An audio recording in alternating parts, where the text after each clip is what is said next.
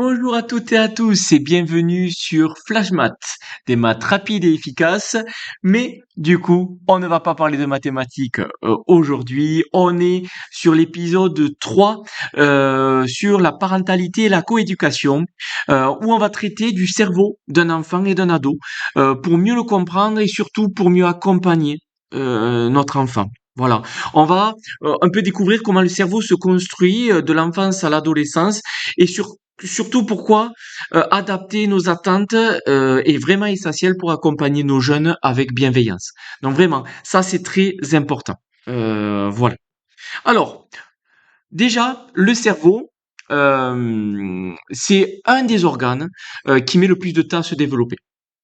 On pense souvent que sa maturation, elle s'achève ça y est, une fois qu'il est au collège, c'est bon, le cerveau est complètement développé. Pas du tout. Elle ne s'achève pas du tout à l'enfance ni à l'adolescence. Euh, Elle s'achève la plupart du temps environ à 25 ans. Voilà. C'est le cortex préfrontal là qui continue de se développer justement jusqu'à environ 25 ans. Alors, ce cortex préfrontal, c'est la zone qui est responsable de la planification, du contrôle des impulsions et de la prise de décision. Et justement, le fait de savoir que ça, c'est en pleine maturation encore jusqu'à 25 ans, ça va permettre d'avoir un autre regard sur le comportement qu'ont nos enfants et donc aussi nos adolescents. Alors, quand même qu'on ait un point d'étape sur le développement cognitif de l'enfant. Donc, entre 0 et 6 ans, on est vraiment sur les fondations du cerveau. On a les formations des connexions neuronales de base. L'enfant développe le langage, la motricité et les premières capacités de raisonnement. Bon, là, c'est vraiment les gros travaux, hein. C'est une période d'apprentissage intense où le cerveau est extrêmement plastique. Donc c'est très important d'avoir de bonnes habitudes à cet âge-là et d'avoir le moins possible, parce que du coup on ne peut pas être irréprochable dans tout, mais avoir le moins possible de mauvaises pratiques.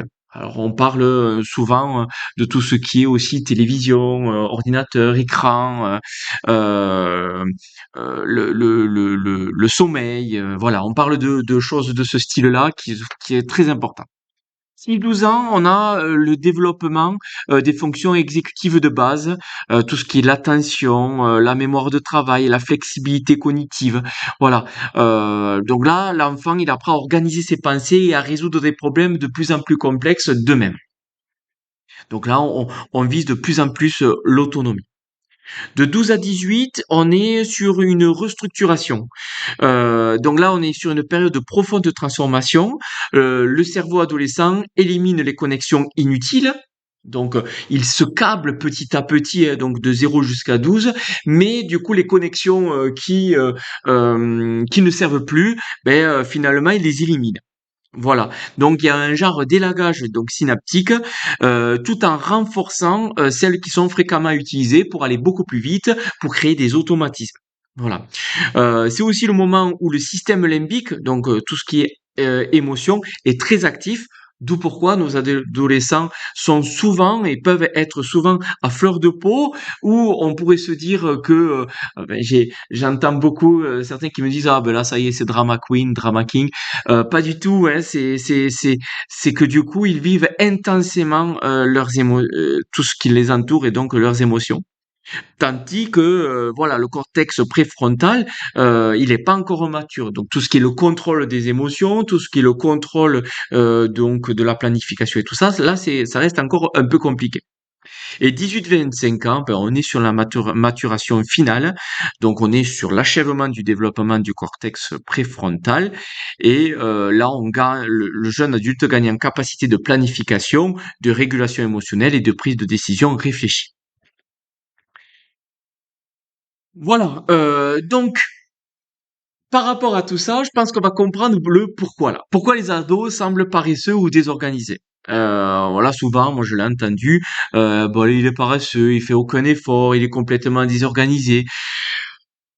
Alors, ces jugements, ils sont compréhensibles, bien sûr, mais ils reflètent une réalité neurologique de l'adolescence. Voilà. De un, le cortex préfrontal est immature, on l'a vu bien comme il faut, donc et cette zone du cerveau, elle est responsable de la planification et de l'organisation. Euh, voilà, donc c'est normal que notre adolescent a réellement du mal à anticiper, prioriser ou même s'organiser. Euh, on a, que ça soit l'adolescent ou l'enfant, a un besoin de sommeil accru. Voilà, les adolescents ont besoin de 8 à 10 heures de sommeil par nuit. Leur horloge biologique se décale naturellement vers un coucher et un lever plus tardif. Alors, c'est pas un caprice, c'est vraiment biologique. Et on est sur une recherche de récompense immédiate. Le système de récompense est hyperactif à l'adolescence. Donc c'est en lien avec ce qu'on a vu précédemment, c'est le système limbique sur les émotions qui est très actif. Et donc là, quand on va encourager, quand on va avoir une récompense, je sais pas moi, de se dire, ben si tu as ça, ben du coup je vais pouvoir moi faire ça pour toi, je vais pouvoir t'acheter ci, etc. Ben oui, on est dans l'hyperactif. C'est pas bien, hein, on dirait que c'est du chantage. Il faut pas en arriver du coup à du chantage, mais en tout cas, il faut pas non plus se dire euh, que la récompense physique ou mentale n'est pas bonne, parce que du coup, l'adolescent marche comme ça. C'est son cerveau qui est en lien avec ça. Tandis que le contrôle des impulsions est encore faible. Je rappelle que le contrôle, c'est le cortex préfrontal qui le fait et il reste immature. Donc ça explique pourquoi les ados privilégient le plaisir immédiat au travail à long terme. Voilà. Donc c'est pas euh, anormal. Voilà. Alors donc du coup c'est vraiment pas de la mauvaise volonté, c'est vraiment biologique, hein. Donc quand un adolescent oublie ses affaires, procrastine ou semble ne pas mesurer les conséquences de ses actes, ce n'est généralement pas par négligence ou irresponsabilité délibérée. Voilà, son cerveau est en travaux, et donc la zone du cortex préfrontal est assez immature et n'est pas encore finie. Donc c'est pour ça que là, il faut en tenir compte et en prendre. Il faut voilà, il faut en tenir compte. Pardon. Donc quels sont alors pas donc quels sont les trois le doc, je vais y venir sur comment on peut aider, hein, comment on peut faire, comment on va aider notre adolescent. Mais bon, déjà les trois piliers essentiels du développement cérébral, tout développement cérébral, c'est le sommeil, très important, du sommeil. J'entends beaucoup qui disent oh oui bon là il a pas beaucoup dormi parce que je l'ai amené ici, je l'ai amené là, mais c'est pas grave, il se rattrapera. Un sommeil ne se rattrape pas. Alors euh, le manque de sommeil se cumule malheureusement, mais ça ne se rattrape pas. Alors attention, hein, je veux pas blâmer en disant ah oui, mais là mon enfant, euh, il est allé ben, avec moi parce que du coup on était en mariage, ben je l'ai traîné là-dedans et donc du coup ben il a pas eu son quota de sommeil. C'est pas grave non plus. L'idée c'est de pas le faire régulièrement. Voilà, parce que c'est un lien vraiment sur le développement cérébral et le développement donc du cerveau. Voilà. Le sommeil, ça permet donc la consolidation des apprentissages, le développement du cerveau et l'élimination des toxines cérébrales. Voilà. Forcément, un adolescent qui manque de sommeil voit ses capacités cognitives, sa régulation émotionnelle et sa santé mentale fragilisée. Et pour un enfant, vous l'avez vu, on est vraiment sur des gros travaux, ça peut réduire ces gros travaux. Voilà. Donc, vraiment encourager des horaires de coucher réguliers et limiter les écrans avant de dormir, qui justement décale ces horaires de coucher. L'alimentation, ça c'est le deuxième poste important, qui est le carburant du cerveau. Il faut bien comprendre que le cerveau consomme 20% de l'énergie du corps en totalité. Donc une alimentation équilibrée, riche en oméga 3 qui donc tout ce qui est poisson. Alors attention, il faut veiller au niveau des poissons en lien avec le taux de mercure, en lien avec des poissons qui peut être non plus aussi trop gras, trop fréquents, qui pourraient être en lien avec certains problèmes de l'organisme, mais voilà, quand même privilégier les poissons de toutes sortes riches en oméga 3. Il n'y a pas que le poisson, il y a certains beurres riches en oméga 3. Bon, je vais pas faire un cours sur l'alimentation, mais voilà. Ça, c'est très important. Tout ce qui est vitamines et minéraux aussi, tout complément alimentaire est positif du coup à l'adolescence, tant que c'est des bonnes vitamines et des bons minéraux et pas avec des adjuvants ou qui seraient un peu néfastes à votre enfant. Donc ça, tout ça, ça favorise la concentration, la mémoire et l'humeur. Voilà. Privilégier les repas réguliers, limiter les sucres rapides qui créent des pics d'énergie, suivis de grosses chutes, quoi. On voit que notre enfant est vraiment attentif et puis 10 minutes après, il n'y a plus rien, le calme plat. Voilà. Donc plutôt des sucres lents plutôt que des sucres rapides. Bien sûr, il faut pas non plus enlever tous les sucres rapides. Il faut quand même aimer ce que l'on mange et bien manger. Et le cadre, ça c'est très important, c'est le troisième pilier, sécurité et structure. Un environnement stable et prévisible sécurise l'enfant et l'adolescent. Donc d'avoir des routines, que ça soit dans un couple, avec des parents, avec les deux parents, ou avoir un seul parent chaque 15 jours, ou avec les vacances, mais vraiment se mettre d'accord pour avoir justement cet environnement stable et une routine, voilà, qui va réduire l'anxiété et qui va donc libérer de l'énergie cognitive pour l'apprentissage. Moins d'anxiété permet justement de gagner en ayant plus avec un cerveau plus disponible pour l'apprentissage. Voilà. Donc le cadre, c'est pas forcément une contrainte, c'est un support indispensable au développement pour que du coup l'enfant se développe le mieux possible. Voilà. Je prends souvent l'exemple du d'un tuteur pour des tomates, par exemple. Le tuteur n'est pas là pour freiner le développement du plant de tomates, mais est là justement là pour guider, pour l'aider justement à se développer. C'est vraiment ça. La stabilité, le cadre, c'est vraiment le tuteur du plant de tomates, si je peux me permettre. L'importance du sommeil en chiffres, donc ouais, il faut entre 8 et 10 heures de sommeil. Voilà, c'est 8 à 10 heures de sommeil nécessaires pour un adolescent. Voilà, si c'est plus, très bien.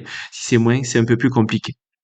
C'est des réels chiffres, hein, 73% des adolescents français ne dorment pas assez. Donc c'est un problème national, ça, donc il va falloir régler. Et il y a à peu près 2 heures de décalage naturel. Euh, c'est un retard de l'horloge biologique à l'adolescence, donc il se couche plus tard et il se lève plus tard. Bon, maintenant en ayant un cadre pour essayer de réguler, parce que là on peut pas changer les horaires du collège par exemple, ou même du lycée. Ben, du coup on va essayer quand même de réguler, de régler un petit peu et d'avoir un peu plus de souplesse le week-end. Voilà. Donc, un manque de sommeil chronique affecte la mémoire, l'attention, l'humeur et même le système immunitaire, hein. On le voit que on n'est pas en égalité là-dessus. Un élève du coup un enfant qui va dormir peu va être plus sujet à avoir des maladies comme de simples maladies, hein, des rhumes, des rhinopharyngites ou des choses de ce style. Donc voilà, c'est un enjeu majeur de santé et de réussite scolaire. C'est vraiment les deux. Donc faire attention au sommeil. Alors, quels sont les conseils pratiques déjà pour fixer quels sont les conseils pratiques pardon pour vraiment développer le cerveau de son enfant. Donc fixer des routines stables, des routines sur le sommeil, des routines sur les repas, sur le travail et sur les loisirs. Voilà. Donc routine assez facile quand même à mener en place, donc le sommeil, heure de coucher fixe, même le week-end. Alors je ne dis pas que le week-end, on a les mêmes heures de coucher fixe que la semaine. Mais en tout cas, si on se dit qu'à 8 heures ou 9 heures, notre enfant est couché en semaine et qu'à 10 heures, c'est le week-end, ben à 10 heures, c'est le week-end et on s'y tient. Voilà. Des rituels d'endormissement apaisants, voilà, je sais pas, ça peut être de la lecture, ça peut être une zone calme de un jeu calme en famille, ça peut être un petit, je sais pas, ça peut être n'importe quoi, ça, tant que c'est un rituel d'endormissement apaisant. Pas d'écran 1 heure avant de dormir. Donc du coup là c'est une étude qui est montrée que cette heure-là freine du coup les hormones pour l'endormissement et donc ça crée un retard de l'endormissement. Donc assez compliqué.